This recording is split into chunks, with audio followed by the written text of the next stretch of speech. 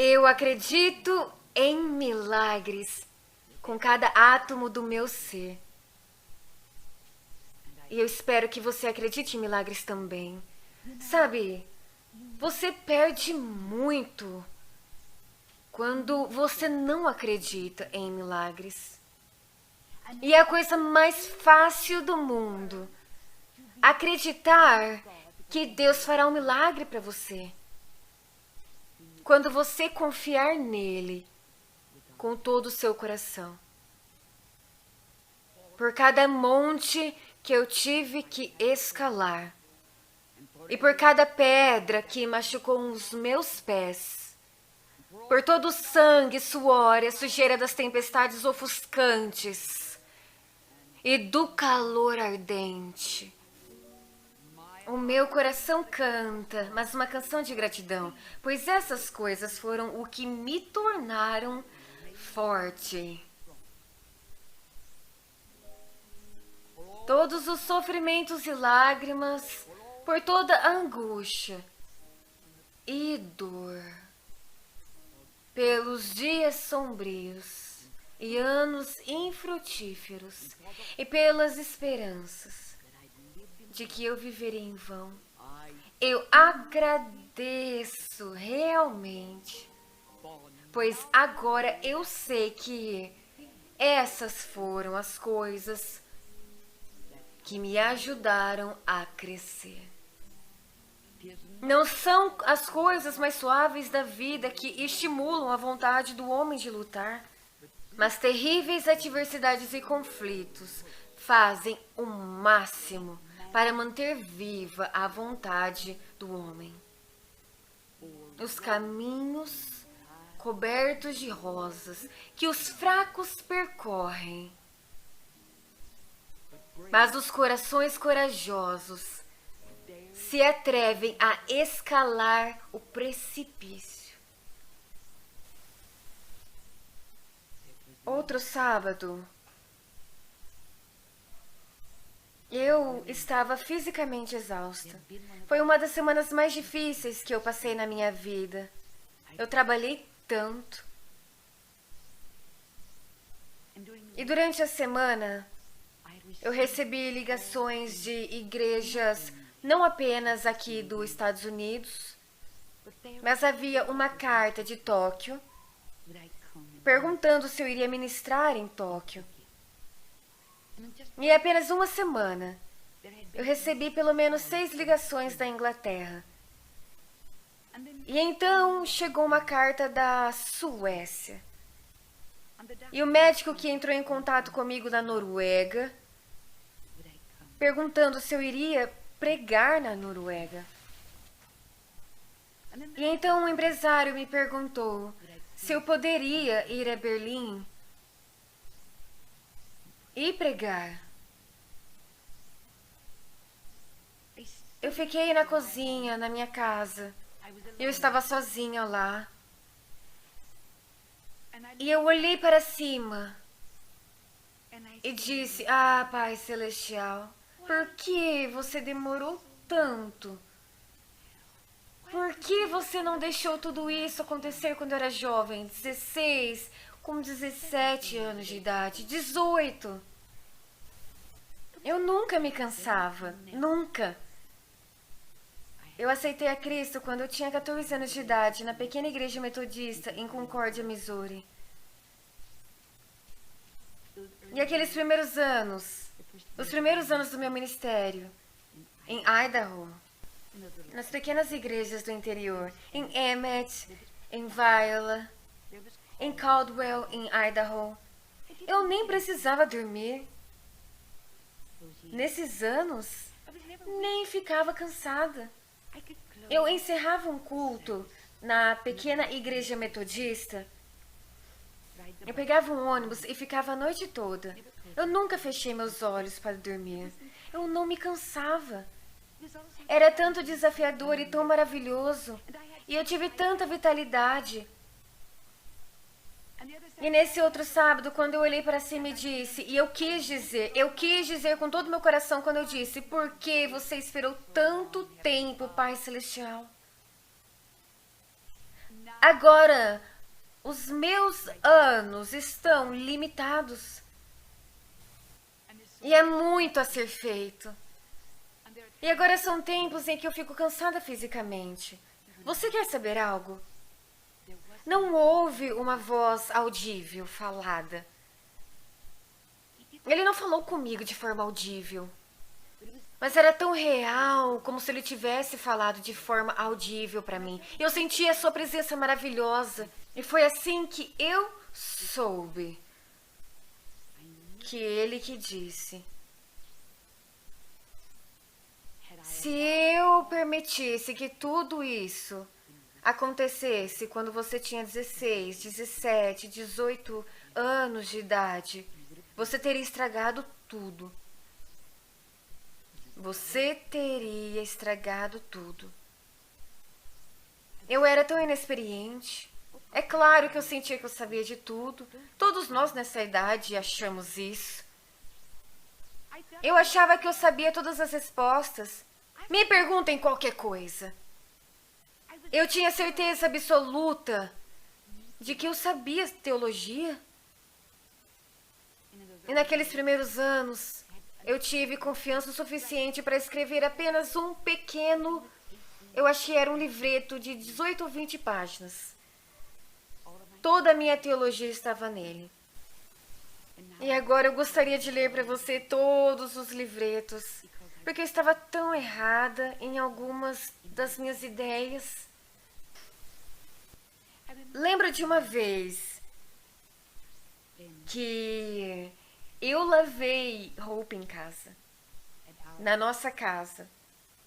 Toda segunda-feira era dia de lavar roupas. Com chuva, com sol, com neve, não fazia diferença como o tempo estava. Mamãe sempre lavava roupas, sempre.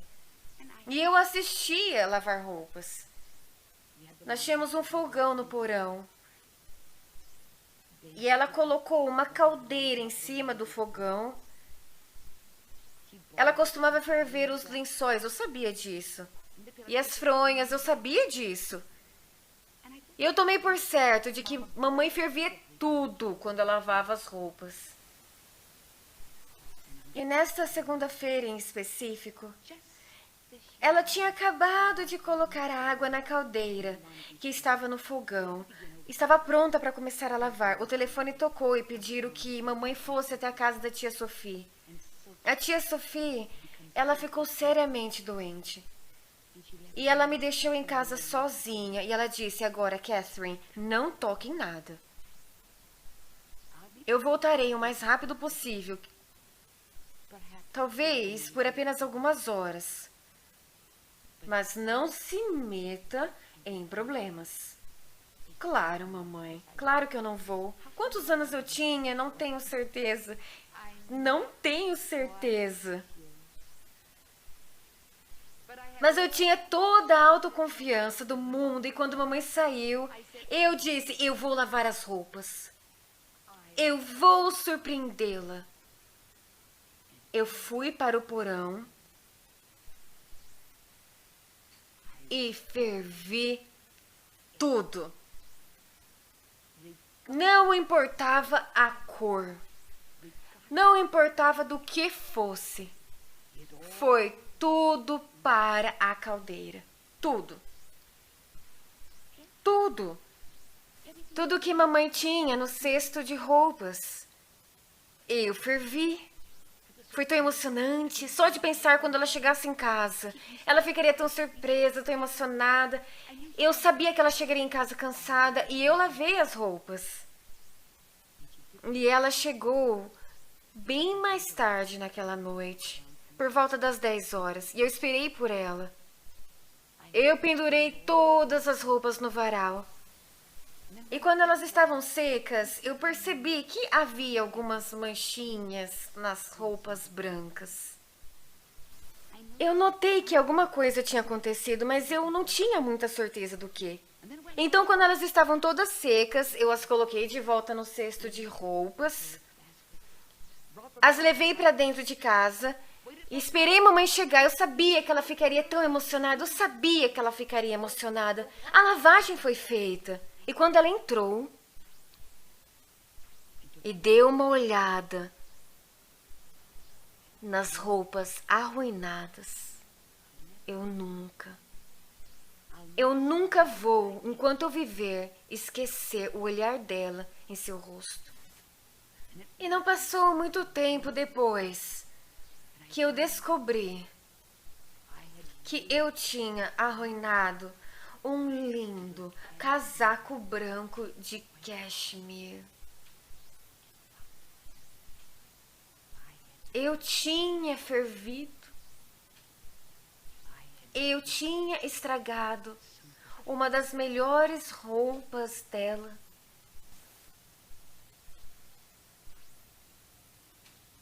Minha filha, você não poderia ter vivido isso até então. Você sabia tão pouco. Era tão inexperiente.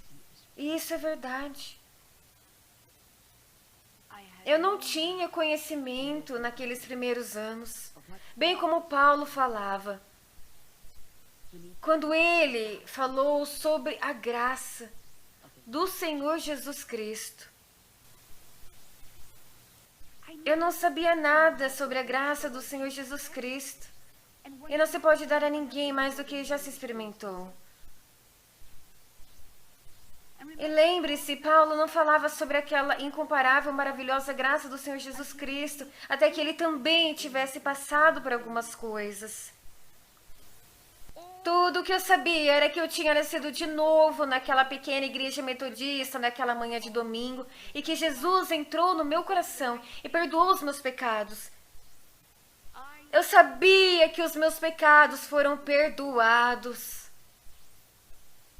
Mas eu não sabia nada sobre o Getsemane. Eu não sabia nada sobre o jardim do Getsemane.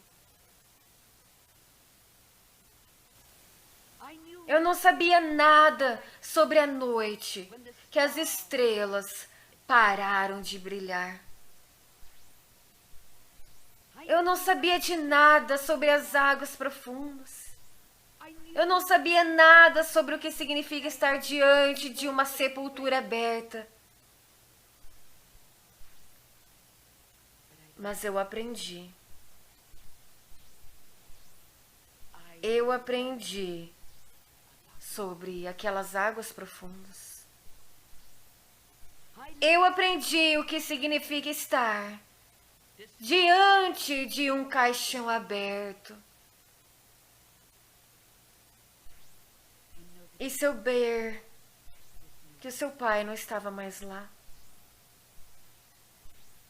E você não iria vê-lo novamente, até que você o visse na presença de Jesus.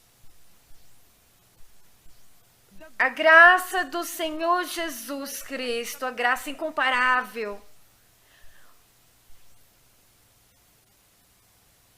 Os anos se passaram. E com o passar dos anos, grandes experiências. E tudo que eu sei sobre a graça do Senhor Jesus Cristo é o que eu experimentei. E tudo que eu sei sobre a graça do Senhor Jesus Cristo é o que eu tenho visto homens e mulheres experienciarem. Quando eles vêm correndo dizendo, eu tentei de tudo. Eu quero ser liberto do álcool. Eu preciso ser liberto. Quando um homem chegou, apenas algumas semanas atrás, e ele disse, eu sou um alcoólatra por mais de 30 anos da minha vida e não há esperança para mim. Eu tentei de tudo. Eu tentei de tudo que existe. E agora eu venho. E eu venho ao Senhor Jesus Cristo. E a oração simples que foi feita foi tão simples. Não houve teologia envolvida. Não mesmo. Veja, é tudo tão simples. É por isso que a maioria das pessoas perdem isso. E no final daquela simples oração, eu nunca me esquecerei. Ele se virou e apontou o dedo para alguém no público e disse, querida, Eu nunca vou roubar de você de novo. Eu nunca vou roubar de você de novo. E ele estava se dirigindo à esposa dele. Ela não se atrevia a deixar nada que valesse a pena à vista, senão ele roubaria e venderia por dinheiro e bebidas alcoólicas. Então, naquele momento, o sangue de Jesus Cristo, Filho de Deus, o purificou de todo o pecado e ele se tornou uma nova criatura em Cristo Jesus. Eu sabia que ele sabia, com a graça do Senhor Jesus Cristo, que foi tudo sobre ele. Uma jovem adolescente, uma linda jovem menina, com não mais de 17, 18 anos de idade. Durante um dos cultos de cura, ela veio até mim e me olhou diretamente no rosto e disse: Catherine, ainda há esperança para mim? Eu tive 2 abortos. E eu ainda sou tão jovem. Você acha que Jesus perdoará os meus pecados? Sem hesitação eu disse: é claro que ele perdoará seus pecados, é claro que ele perdoará seus pecados. Não era sobre teologia, não era sobre doutrina, era sobre a graça do Senhor Jesus Cristo. Um homem entrou no camarim após um culto e ele disse: eu não vim pela cura do meu corpo. Eu quero apenas uma pergunta respondida, apenas uma. Deus perdoará os pecados de um homem que fez parte na morte de literalmente milhares e milhares e milhares de pessoas inocentes? Eu não ousaria trair a confiança e dizer quem era aquele homem.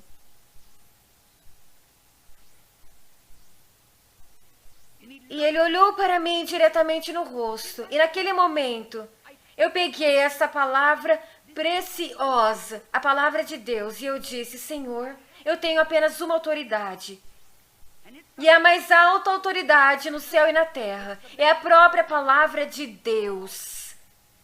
E a palavra de Deus diz que se confessarmos os nossos pecados, Ele é capaz e justo para nos perdoar dos nossos pecados.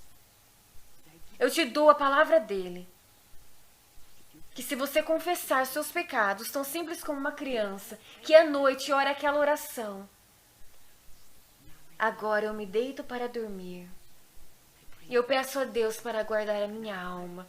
E eu ouvi um dos maiores cientistas orar essas simples orações. E um mês depois, ele voltou e disse: eu viajei 18.000 quilômetros para voltar para te dizer que funciona. Funciona. E o amor de Deus, e quem pode compreender o amor de Deus? E aquele que disse: eu tenho te amado com o amor eterno. Eu não tinha compreensão da tamanha dimensão e da tamanha profundidade daquele amor naqueles primeiros dias em Idaho. Mas eu conheço agora. E o companheirismo e a comunhão do Espírito Santo. Eu não conhecia nada sobre esse maravilhoso companheirismo, essa maravilhosa comunhão, essa gloriosa unicidade, esse poder fortalecedor do Espírito Santo. Eu conheço agora.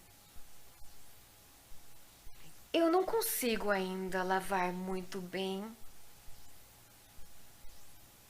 Eu não entendo ainda muito sobre lavar roupas. Eu ainda estrago algumas coisas de vez em quando. Mas depois que eu pregar o meu último sermão e deixar essa terra, e eu fechar a minha Bíblia pela última vez e ficar diante da presença dele, eu direi: maravilhoso Jesus, eu tentei.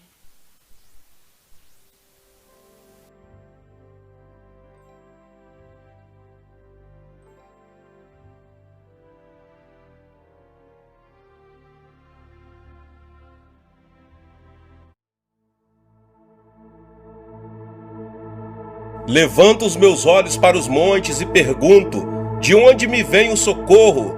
O meu socorro vem do Senhor, que fez os céus e a terra. Ele não permitirá que você tropece.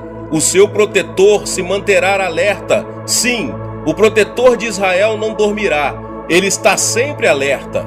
O Senhor é o seu protetor, como sombra que o protege. Ele está à sua direita. De dia o sol não te ferirá, nem a lua de noite. O Senhor o protegerá de todo o mal, protegerá a sua vida. O Senhor protegerá a sua saída e a sua chegada, desde agora e para sempre.